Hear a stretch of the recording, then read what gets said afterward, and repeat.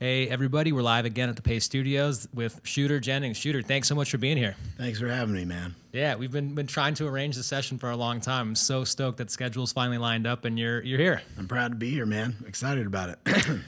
So congratulations in advance on the album Shooters coming out later in August, and you're here to play 3 songs off of it. Can you tell us a bit about the song you're going to play first? That's right. I guess I'm going to lead off with Rhinestone Eyes, which is the second single we lead it off from. It's just a song I wrote about my wife really in the years I knew her before we were married, but when I got together with Dave Cobb about doing this record, like we talked on the phone, and then I immediately went and wrote 2 songs, and this was like kind of the second of the 2 that I wrote almost immediately, and then we went in and did it. Dave kind of had his way of picking songs that and this one kind of went to the front, so it's one of the most fun ones for me to sing. Should I kick it off? Yes, please. All right. I see you in starry night, see you in the barroom on the floor. Oh, come to me, my rhinestone eyes, come to me just like you did before. Yeah, many years have passed, you're just as beautiful as you ever were. Oh, come to me, my rhinestone eyes, come to me and hold me through the storm. There's shadows in my mind, shadows on the highway up ahead. Oh, come to me, my rhinestone eyes, let me rest my head upon your breast. There's lightning in your touch, I'm captured in the sky is burning red. Yeah, come to me, my rhinestone eyes, keep me through the trouble up ahead. I see you sitting in a kitchen, you waited for me like a little dog. Yeah, come to me, my rhinestone eyes, yet to learn that which is really love. Like an anchor in the rain, you wrap me like a chain around so deep. Come to me, my rhinestone eyes, I'm ready for your heart, safely keep. There's shadows in my mind, shadows on the highway up ahead. Oh, come to me, my rhinestone eyes, let me rest my head upon your breast. There's lightning in your touch, I'm captured in the sky is burning red. Yeah, come to me, my rhinestone eyes, keep me through the trouble up ahead.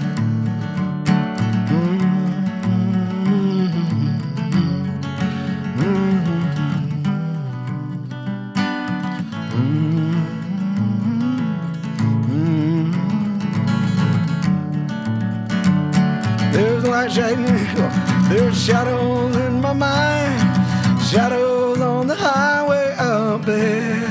Whoops.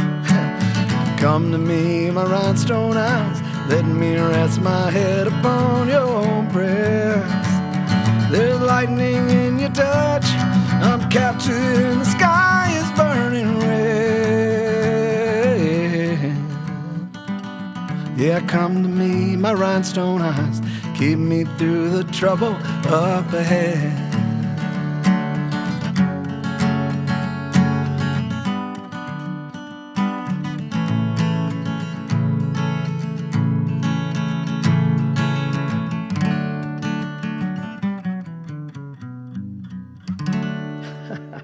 I screwed that up twice in there. That's how it goes. Getting myself all worked up. Well, dude, it sounded great out here. Screw up and all, it sounded outstanding. So thanks for coming and sharing it with us. It's my first mistake, actually. It was awesome. Is it Frank Zappa? Who's attributed with saying there's literally no such thing as a mistake? For a true musician, you can't make a mistake. Yeah, right. That's a bunch of bullshit if you ask me. Yeah. I make plenty of mistakes. My hardest thing is remembering my own words is like the mess for me. It's like when I a lot of times I'll be on the road and like I don't know, man. I get thrown into a trap a lot. Like we've done shows with like D.R.U.N.K or something, and he'll like call me on stage to do a Waylon song out of nowhere, and I'm like, man, I don't know all those songs. Like I got, I know certain songs by my dad, but like I have a hard enough time remembering my own songs, like let alone his, So there are mistakes. The jazz excuse only works like twice. You know what I mean? Well, that mistake sounded great out here. So Thanks, man.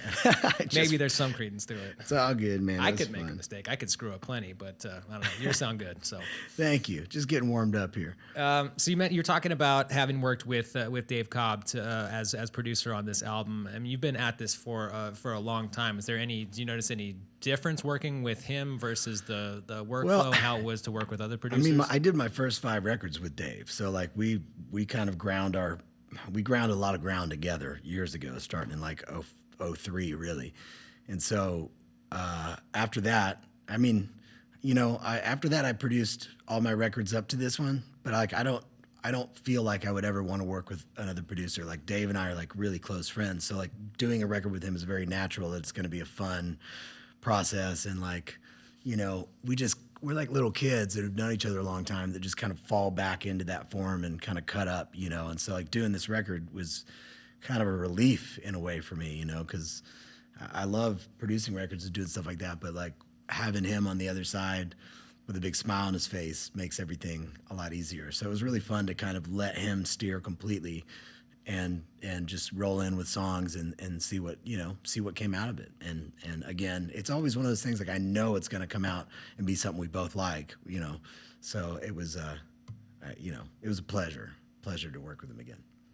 Well, thanks for coming here and sharing them with us. Yeah, how does this what you're doing right now compare to the production on the album? And are you happy to strip them down and play them just like this? I mean, when I don't fuck them up, yeah, totally. Which I knew was coming. I knew when I walked in here, I'm like, man, I'm going to be in here by myself, which I enjoy doing. But I love being in the studio and arranging and getting on the piano and doing all the parts and all that stuff. That to me is like, you walk in with nothing and you come out with something, and that to me is like the most fun part about it. But I do like breaking it down, it's just that when you're just on the spot, you get a little nervous.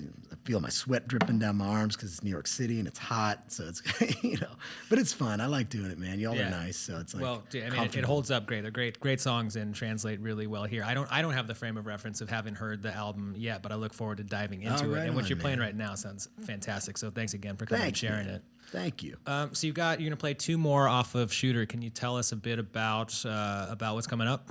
Yeah, man. Okay. So me and Dave were co-producing Brandy Carlisle's record, By the Way I Forgive You, and I was in Nashville. This is before we did my record, and I don't really like write with people very often because I'm just kind of. I think that the reason is that I don't really co-write a lot. Or actually, I'll say this: I've tried co-writing and it's never been very successful. I've had a couple. Occasions where I have, but it's just because I think I'm too self-conscious to like, when I do, I sit in with somebody else and I usually defer to them because I'm too self-conscious about my like weird ideas that I might have in private that I don't want to, especially if it's somebody I don't really know, But Dave, during the Brandy record, we had the weekends off, and there's a guy named Aaron Radier that wrote a lot of songs with Dave and for the Stars Born project, some other stuff he was doing. He was like, you got to meet Aaron and hang out with him. And so like one of the Saturdays I went up to Aaron's office, which is like right above Studio A in Nashville where we did this. And I loved the guy. We instantly like smoked a joint and like hung out and we're like cracking up immediately. So we went in and wrote this song called D.R.U.N.K. I was like, for this record, I really wanted to have a good fucking drinking song. Like so me and Aaron sat down and wrote this song, D.R.U.N.K, just to have fun, man. And like I'd already kind of texted him, and he had like this opening line done, and we just kind of made it all fall into place like within like an hour or so. And it's kind of one of the more upbeat things on the record, but it's just funny, and it's Aaron and me's first meeting, and our kind of sick, twisted sense of humor kind of ending up with a drinking song. So this is that song.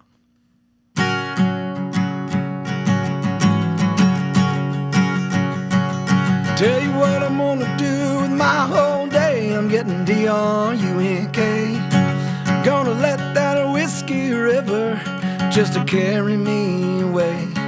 I won't think an ounce about you as I watch the sunshine fade. Hell, there it goes, another one down. D.R.U.N.K. I ain't taking no lip, I ain't taking out the trash. D.R.U.N.K. I ain't putting on shoes, I ain't putting on pants, ain't going anywhere anyway. Oh, I lost you, what to do? Yippee-ki-yay. Hell, I'm glad you're gone, you can kiss my ass. D.R.U.N.K. Getting H-I-G-H high, how you doing? Oh, raise a glass to a ragged life of ruin. Oh, Papa Top, celebrate, there ain't shit to do today except get D.R.U.N.K. Yeah, D.R.U.N.K. Well, I could have been sleeping, I could have been working, but D.R.U.N.K. Yeah, my heart is a beating and my time is a wasting, but D.R.U.N.K. If I hadn't put so much time into the one who got away, hell, I probably could have been a star by now, but D.R.U.N.K. Oh, getting H-I-G-H-I, how you doing? Oh, raise a glass to a ragged life of ruin. Oh, Papa Top, celebrate, there ain't shit to do today except get D.R.U.N.K. Yeah, D.R.U.N.K. Oh, D.R.U.N, D.R.U.N, D.R.U.N.K. Oh, D.R.U.N, D.R.U.N, D.R.U.N.K. Yeah, D.R.U.N.K. Getting H-I-G-H-I, hallelujah. Oh yeah, raise a glass to a ragged life of ruin. Oh, Papa Top, celebrate, there ain't shit to do today except get D.R.U.N.K. Yeah, D.R.U.N.K. One more time. D.R.U.N, D.R.U.N, D.R.U.N.K. Yeah.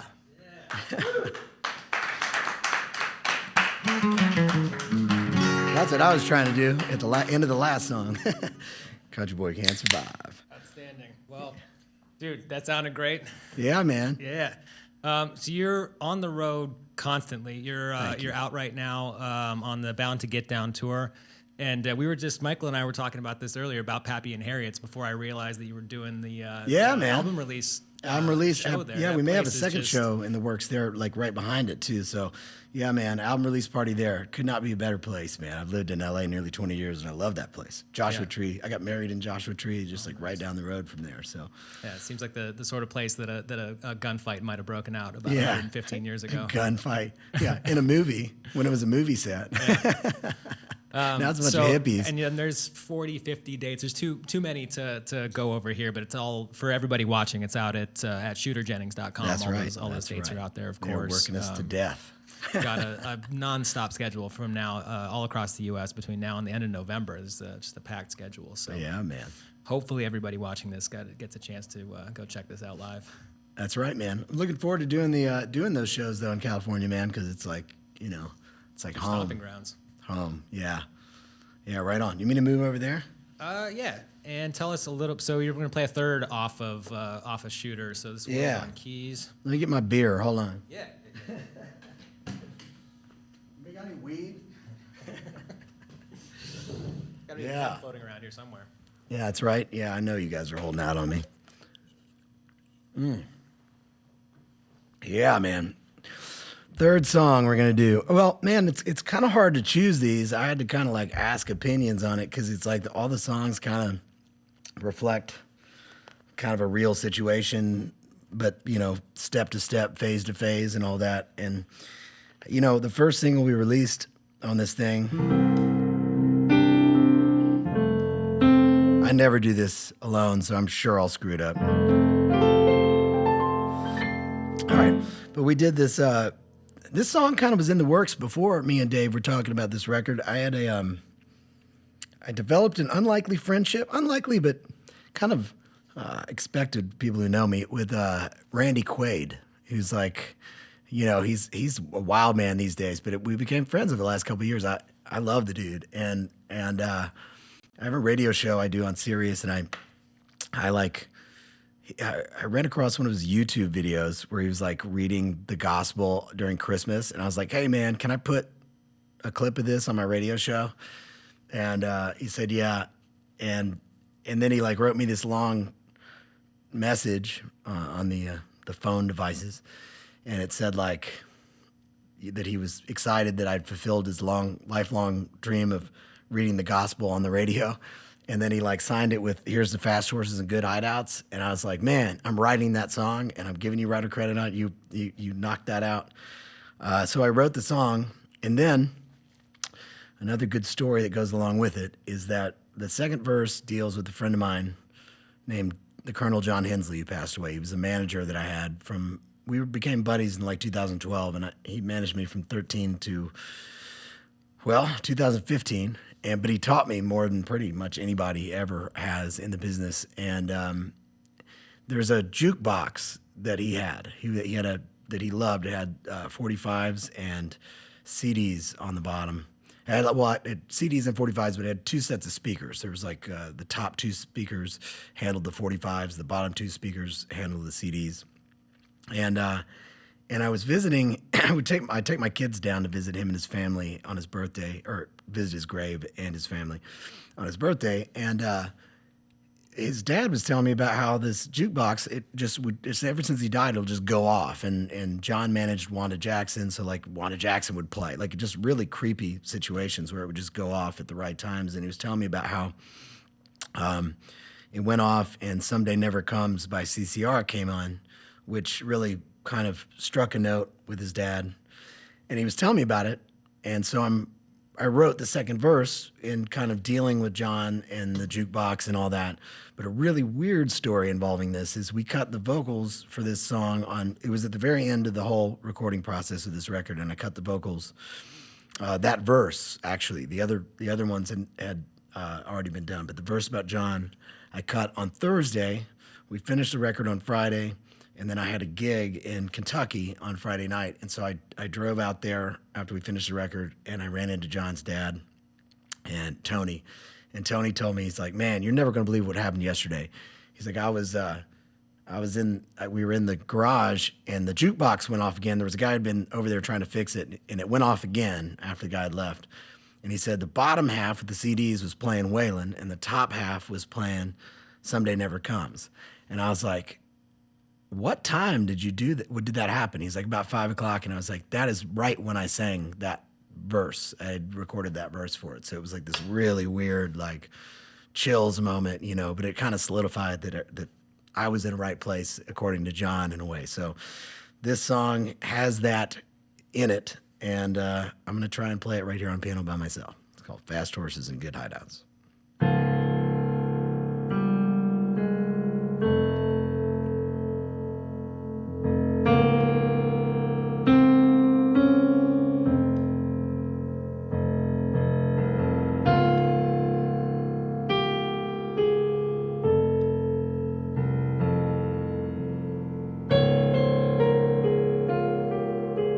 When I was a teen, I would always dream the Hollywood Vampire Club, racing the car off a Mulholland Drive, living too fast for fear and too fast for love. And now that my heart is out on the run and the stakes way up high, what I wouldn't give for those simple times when my mind was idle all the time. And here's to those fast horses and good hideouts, good old boy on a ragged route, searching for a woman and a song about fast horses and good hideouts.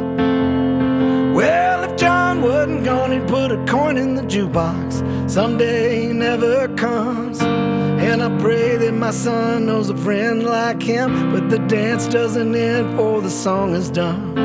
I carry a piece Him and my dog and my daddy with me today. And I give him a little piece of myself each time someone else just rides away.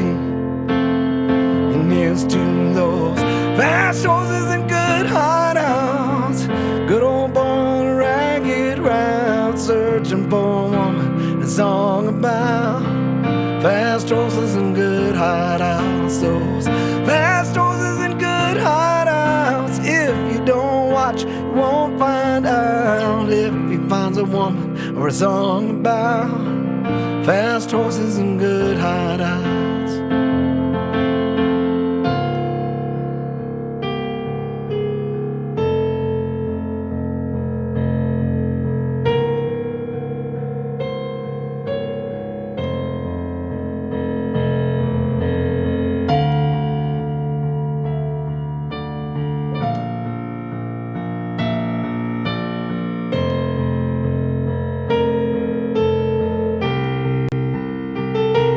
Yeah, fast horses and good hideouts, good old boy ragged round, searching for a woman and a song about fast horses and good hideouts. Those fast horses and good hideouts. If you don't watch, you won't find out. If he finds a woman or a song about fast horses and good hideouts.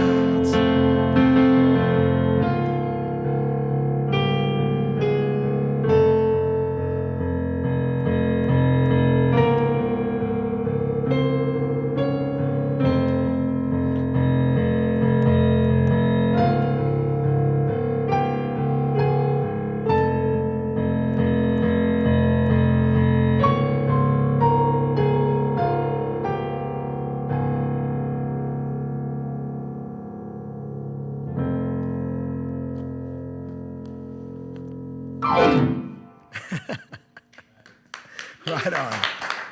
Thank you, man. Thank you. Oh, yeah. Man, that sounded great. Thanks again for coming and sharing those. So those are, I love those unexpected chord changes after the lyrics. And, Oh, right on, man. yeah, Thank you. Very, very epic. That's sort the of, Dave Cobb part of this, you know, because Okay. like Dave is like every once in a while he'll just pop in with a Pink Floyd thing or something, like, because when I was writing the song, in my mind I was trying to write it like a 80s TV show theme song. Like the chorus and everything is kind of like this. If it was done like with a fast beat, it would be almost like some 80s TV show theme song. So I was kind of trying to write this like somewhat tongue-in-cheek story about like, hey, if you don't care about us, then you'll never know what happens, kind of thing. And Dave was like, what if we do this, you know, thing? And then it just kind of all fell together. So that would be that collaboration in action. Well, sounds great. So Thank you, that's 3 songs off of Shooter, which is coming out on August 8th August via 10th. Low Country Sound, August 10th. August 10th. 8 is the number of the month August. 10 Yes, is the yeah. day on which it comes 9 out. songs. 8 is the month, 9 songs, 10 is the day. August 10th on Low Country Sound, Electra. The album is Shooter. Man, thank you so much for coming through and Man, playing thank these 3 you, songs man. with us. It sounded fantastic. And I mean, it's an open invite. Stop by anytime. Oh, you're, I'd love to get with the band sometimes, because I know we can take you all to hell, you know. Outstanding. Well, I'm looking forward to that journey directly into the jaws of hell with you, Shooter Jennings, and your band. Thank you. And thanks again, man. This was Thank great. you, man. All right. It's been a good time.